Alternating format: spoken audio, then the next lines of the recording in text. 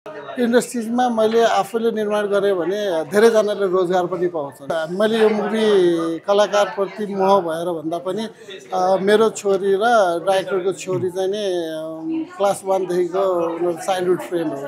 मैले कहाँ इन्भेस्ट गर्दैछु, कस्तो ठाउँमा इन्भेस्ट गर्दैछु, साँच्चै नै राइट ठाउँ हो कि होइन र भोलिको दिनमा अर्को मुभी मैले निर्माण गर्नु पर्यो भने मसँग अनुभव के छ त? केही पनि थिएन। कुनै पनि चिजमा हात हाल्नभन्दा अगाडि चाहिँ अनुभव राम्रो हुनुपर्छ। तर अहिलेसम्म मलाई त्यो डिरेक्सनको चाहिँ नि अनुभव मसँग छैन। यदि अनुभव नभएको चिजमा हात हाल्नु र जबरजस्ती गर्न खोज्नु भनेको डेफिनेटली राम्रो कहिले पनि हुँदैन। राम्रो चलचित्र बनाउने हो भने त डेफिनेटली हार्डवर्क अनि ग्रेट टिम होइन, अनि सबैको सहयोग सपोर्ट त्यही नै हो जस्तो लाग्छ। अनि अलग अलग टिमसँग मैले काम गरेँ भने मैले चाहिँ अनुभव बटुल्न पाउँछु क्या, अनि मैले बुझ्न पाउँछु रियलमै यो मेकिङ के रहेछ त, अनि त्यो बुझ्न पनि मलाई चाहिँ भित्रदेखि इच्छा छ। पछाडिबाट चाहिँ हुटिङहरू आइराख्दा सिटी बजिरहँदा त्यो अर्कै आनन्द आउँदो रहेछ। नटाटिकन भन्दाखेरि नटाटिकन भनौँ छैन, अहिलेसम्म खाएको छैन, त्यस्तो मौका पाएकै छैन। बेला बेलामा यसो बियर पनि चड्काउने गर्छु होइन। अब त्यो गर्दाखेरि अगाडि बियर बोतल देख्दाखेरि यो गाना चाहिँ मलाई पनि सुरु गर्दो रहेछ है भन्ने जस्तो लागेको थियो। तर ओभरअल मलाई चाहिँ त्यो गाना चाहिँ राम्रै लाग्यो। सन्तोष सर, यहाँलाई स्वागत छ सुर सिनेमामा। धन्यवाद। सुरुमा त एकदमै बधाई छ, पहिलो चलचित्र नै एकदमै गजब बनेको छ। तपाईँ आफैले हेर्दै गर्दाखेरि चाहिँ एज अ निर्माताको रूपमा कतिको सन्तुष्ट हुनुहुन्छ? निर्माताको रूपमा चाहिँ नि यो पहिलो मुभी मेरो, हजुर अघि भने जस्तै यति धेरै सन्तुष्टि सायद मलाई योभन्दा अघि भएको थिएन। मेरो अरू पनि व्यवसायहरू छ होइन, त्यो व्यवसाय र यो व्यवसायमा चाहिँ अलग किसिमको चाहिँ सन्तुष्टि मिल्दो रहेछ। किन भन्दाखेरि योभन्दा अगाडिको व्यवसायमा चाहिँ नि मैले अरूले म्यानुफ्याक्चर गरेको प्रडक्टलाई चाहिँ नि खरिद गरेर बेच्थेँ भने यो आफैले म्यानुफ्याक्चर गरेको आफैले निर्माण गरेको मुभी हो, आफ्नो स्वयं मेरो आफ्नै हो।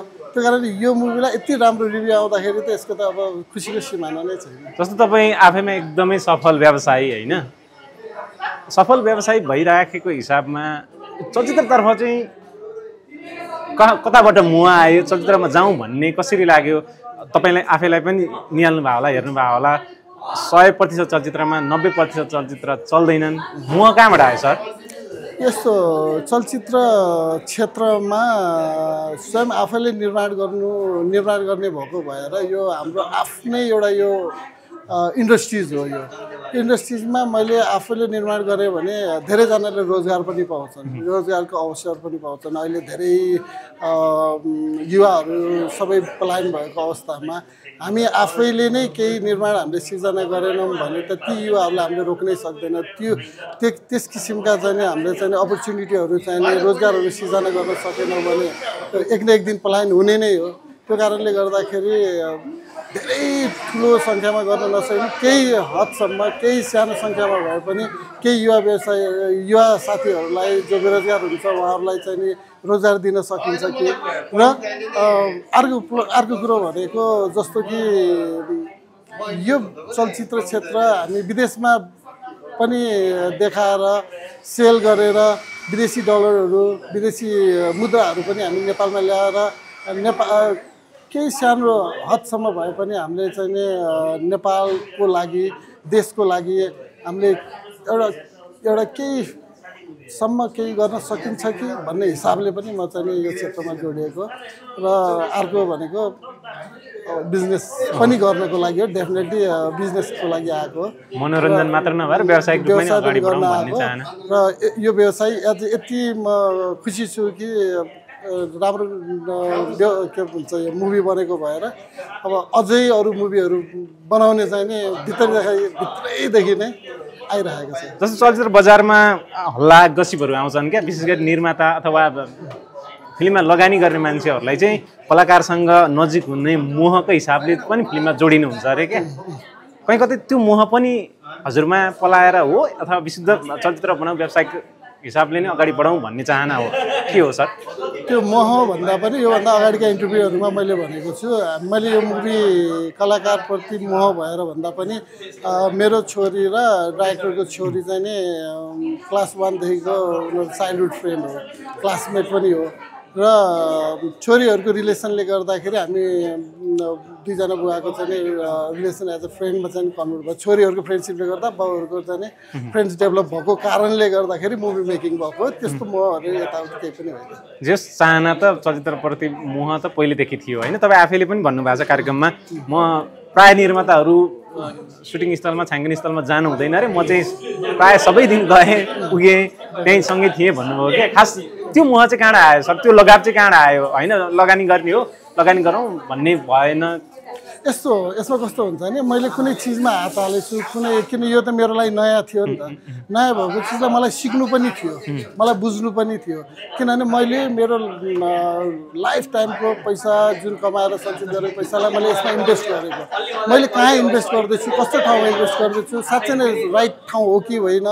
र भोलिको दिनमा अर्को मुभी मैले निर्माण गर्नु पर्यो भने मसँग अनुभव के छ त? केही पनि थिएन नि। त्यसको लागि पनि मैले अनुभव बटुल्नको लागि पनि इच एन्ड एभ्री टेक्निसियनसँग इच एन्ड एभ्री तपाईँको चाहिँ सुटिङ स्पटदेखि लिएर हरेक ठाउँमा म चाहिँ इभन एडिटिङमा, इभन तपाईँको कलरमा, होइन ब्याकग्राउन्ड स्कोर, मिक्सिङ सबैमा चाहिँ हरेक ठाउँमा म पुगेको छु। किनभने रियलमै मुभी कसरी मेकिङ हुने रहेछ त भन्ने एउटा अनुभव बटुल्नको लागि पनि मैले चाहिँ नि हरेक ठाउँमा चाहिँ मैले त्यसरी पुगेको। निर्माता सँगसँगै भोलिको दिनमा निर्देशनमा पनि हात हाल्ने अथवा निर्देशन पनि गर्ने चाहना त्यो कहीँ न कहीँ हो हजुरमा? अहिले तत्कालै चाहिँ त्यस्तो छैन।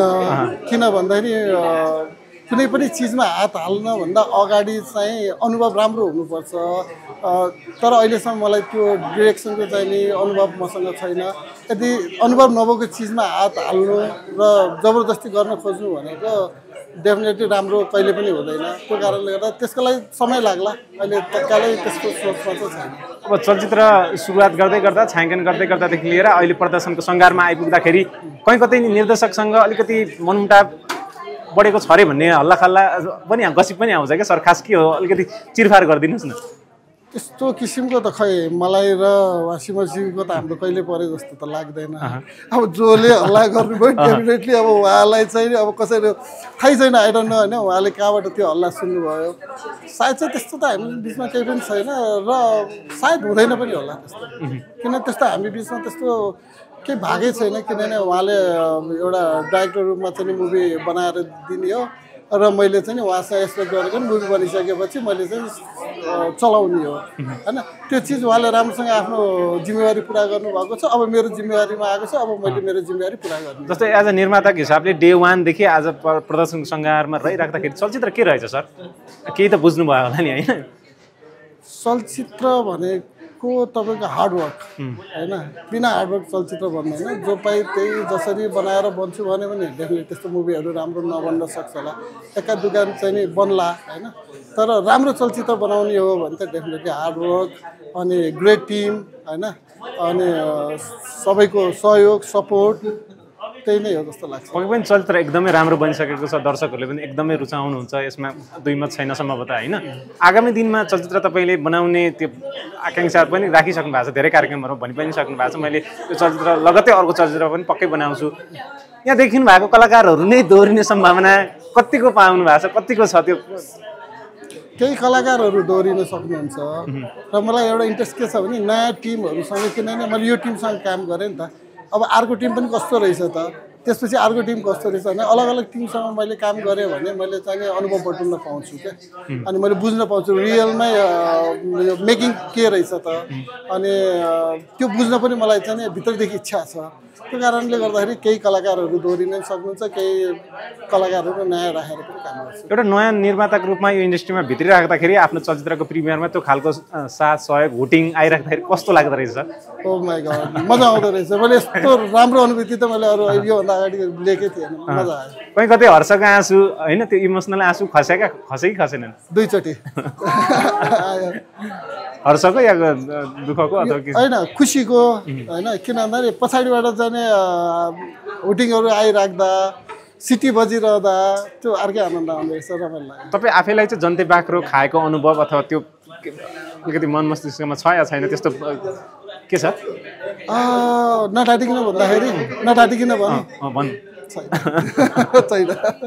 अहिलेसम्म खाएको छैन त्यस्तो मौका पाएकै छैन त्यो मिस त गर्नुहुन्छ भने त्यो बेलामा यस्तो हुन्थ्यो रे भन्ने यो किन भन्दाखेरि यो चिजहरू चाहिँ नि हाम्रो पहाड इलाकातिर चाहिँ नि हुँदो रहेछ अब म यहीँ ललितपुरमै जन्मेँ अब मेरो भने नि मेरो चाहिँ हजुरबादेखि सबै ललितपुरमै फेरि बिचमा म बुटोल गएँ बुटोलमै हुर्केँ अनि त्यो पनि एउटा सहरी इलाकै नै भयो अनि त्यस्तो अनुभव त पाउँदै पाइएन त्यसपछि अलिकति ठुलो भइयो त्यस्तो जन्ते बाख्रो खाने ठाउँमा इन्भाइट पनि भएन त्यसपछि स्ट्रगल लाइफमा चाहिँ नि दौडिरह्यो अब अहिले चाहिँ नि हेर्दा हेर्दै बुढो भइसकेको छ थाहै पाइयो सम्म त हजुरले पनि प्रेम विवाह नै गर्नुभएको हो होइन चलचित्र हेर्दै गर्दाखेरि कतिको त्यो आफ्ना यादहरू ताजा गर्नुभयो कतिको स्मरण भयो ती यादहरू यो किसिमको प्रेम विवाह होइन मेरो अर्कै किसिमको इलेक्ट्रोनिक प्रेम विवाह थियो इलेक्ट्रोनिक प्रेम विवाह भनेपछि बुझ्नु होला इमेल इन्टरनेट त्यो विवाह भएर यो लभ स्टोरी र मेरो लभ स्टोरी धेरै नै फरक छ